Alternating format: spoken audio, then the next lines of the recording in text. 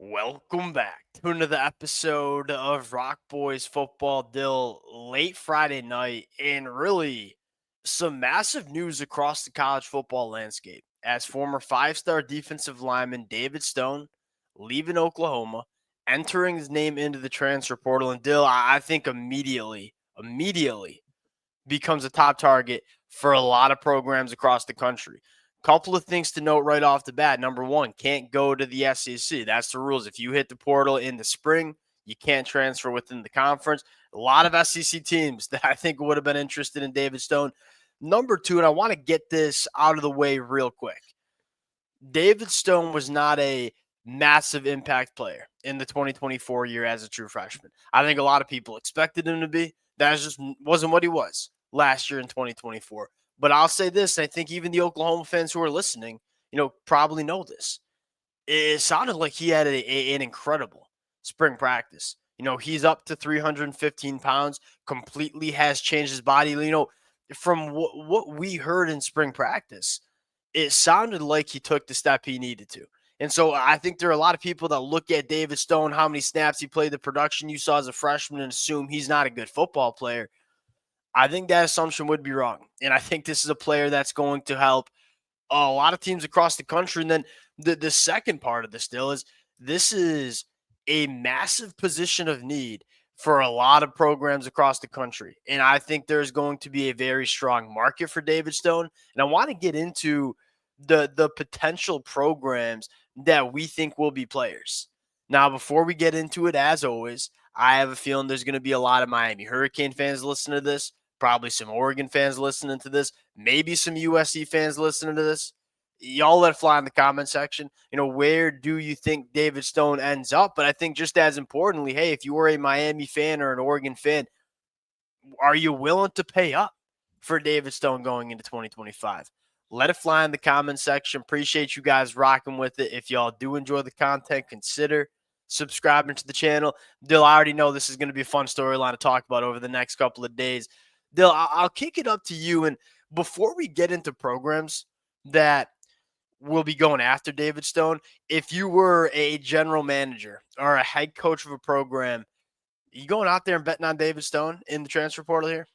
Yeah, I think so. Have to, Because you have saw, to. like, again, Oklahoma had a really good defensive line room last year. They have a really good defensive line room this year. So, again, him not getting on the field had something to do with Oklahoma having a very deep, very good room. And I think it is still a very good, very deep room for Oklahoma.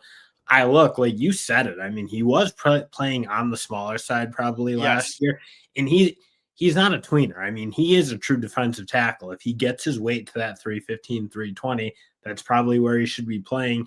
And if he can maintain the athleticism, he'll be a really good player, I think. And he'll help a lot of teams. Like you talk about those teams, the Miami, He'll Oregon, like those teams he'll Yeah, and be a at really least good so does he come in and start immediately on the Oregon Ducks? No, probably not, but he's a guy that can give you 20 to 25 really good snaps a game in 2025 and that stuff matters. You go back and look at the programs that have won national championships, they've all had very good defensive lines, but not only very good defensive lines, they've had deep defensive lines. Like if you want to play your best football in November, December, and January, you damn well better be deep on the defensive line. This is something we talk about all the time, and there's just not many players out there in the portal right now that would help high caliber teams. David Stone is probably one of those names, and Dill, as a pure football player, I remember talking about this. He was a little bit small and probably just lacked a little physical maturation to play immediately in the SEC. And so I wasn't stunned that Jaden Jackson, the other true freshman on Oklahoma, played more than him because Jaden Jackson was ready. David Stone has a higher ceiling as a football player, but Jaden Jackson was a little bit more ready to go as an 18-year-old kid. Everything we heard out of Norman is that the body has changed and that he's ready to play a big-time role in 2025. They'll ask you this question, first team to watch. I think we're both on the same page here. It's got to be the Miami Hurricanes here. Yeah, when this hit last night, we both looked at each other like, "Oh, Yeah. he's going." Because it even felt like, in going back to the high school recruiting, it felt like he was committed to Oklahoma for a while. It always kind of felt like Miami was nipping at their heels. It always felt like Miami was a very likely destination. Yeah.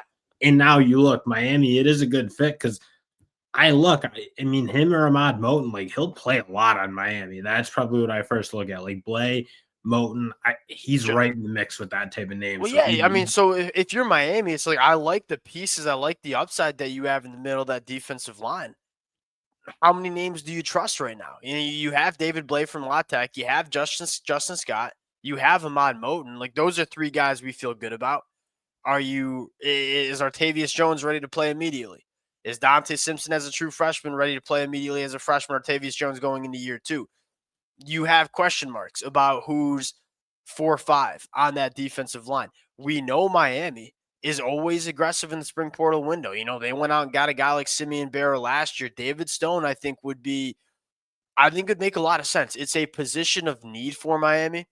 And I also think it's a guy that Mario Cristobal would, since he's taken over Miami, like he has prioritized really stacking the trenches and just loading up. And David Stone's a guy that, I mean, what would excite me if I'm a Miami fan is, yeah, you get David Stone in 2025, but then you get David Stone and Justin Scott in 2026. Like that is a legendary defensive, or could be a legendary defensive line duo going into the 2026 year. Another name here is the Oregon Ducks. And Dill, I don't think it's that big of a concern for Oregon, right? You land Bear Alexander in the winter, and it sounds like Bear Alexander has kind of figured it out at Oregon. You're hearing all the right things. You have a bunch of young guys, Aiden Breland, Jericho Johnson, Tyone Gray, that are kind of ready to take that step. Dill, similar to how we just talked about Mario Cristobal, the same thing's been happening in Eugene, Oregon. Like, go look at the past recruiting classes for the Oregon Ducks. They have prioritized young talent on the defensive line. I think Dan Lanning knows if I want to take that next step as a program and get over the hump, my defensive line has to start looking like the defensive lines I had when I was the defensive coordinator for the Georgia Bulldogs. They've quietly gotten it to that point, or at least pretty close to that point. David Stone certainly but helps that. like Oregon, you said it, like, yeah, they have a lot of talent in your but nobody's really proven aside from maybe Washington and to an extent Bear Alexander. Like those are the Yeah, only two yeah. guys who have really played. Like, yeah, we're hearing things from Breland. You're hearing from some of the other younger players on that team, but you still haven't seen them play. So you look like I don't know that Oregon is an obvious landing destination, frankly, because it's hard to know how he'd stack up with some of those guys in Oregon. Yeah. Just the way they've recruited that position, it is a deep kind of full unit, it feels like to an extent. But you said it, like Dan Lanning is not afraid to go make his team better, and he is always on the hunt for it. And like everybody says, you can't Still, get enough good interior defensive linemen, enough guys into that room. And David Stone, if he hits, he hits. and it, I it mean, helps a lot of these teams. Like, you don't have to compete with the SEC teams, because I think Florida would have been a player. I think LSU probably would have been a player. Auburn certainly would have been a player. Texas, I know they signed the kid from Maryland, but Texas yeah, would have been David a Stone would player. be a Yeah, preferable player to him. there's a lot of SEC teams that needed some bodies up front, and it kind of throws a wrinkle in it that he can't go to the SEC. The last thing I'll say with Oregon is you'd be elated to have David Stone come in. They finished top 5 in his recruitment in the 2024 cycle.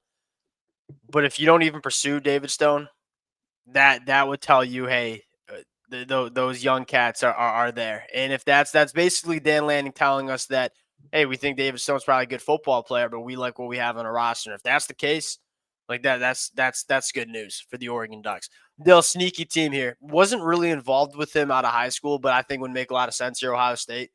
We And you watched. talk about a team that might be on the desperate side for defensive Yeah, linemen, I and like agreed. because I don't even like Oregon. I don't think is desperate right now for D linemen. Miami, I wouldn't say desperate. I mean, it's certainly like a position you'd like to add, but another team that's done a really good job recruiting that position. It is pretty talented already. Ohio State's one that if you watch that spring Yeah, game, I yeah, think you knew that they were going to want to add people, and there's just not many Ohio State caliber yeah. defensive tackles in this. David Stone might be the only really Well, one. yeah, that continues to be the biggest storyline. Is like, and maybe this was a driving factor in terms of why he entered the portal. Like, there's a lot of teams that need this position. There's not that many guys that excite you.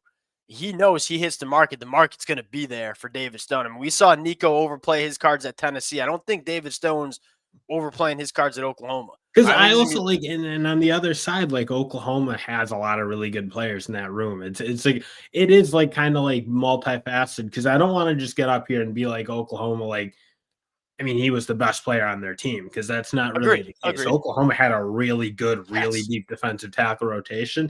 David Stone probably looking for both an opportunity to play, maybe an opportunity to cash in a little bit. Ohio State, yeah, there just doesn't seem to be a ton there right now. That's Yeah, if probably there the was one. one takeaway is that Ohio State has to replace so much. I mean, the whole defensive line going to the NFL. If there was one takeaway we both got from the spring game is like Ohio State's going to be just fine at a lot of positions, but they're probably and still going back to like the national championship question. Like one of the reasons everybody wants to talk about Will Howard and Jeremiah Smith, and look, they played big roles in Ohio State winning that national championship. That defensive line was elite. You know, it's top 5 against the run, the number 1 team in the country in sack percentage. Ryan Day knows what it looks like, and I think having guys like Tavis Tone on your defensive line is probably what it looks like. Sneaky one, And at least Nebraska. you gotta add some competition. That's probably the big thing for Ohio Yeah, State, I yeah, think. agreed. Nebraska, still, they're also I think needy in the middle of that defensive line. Very.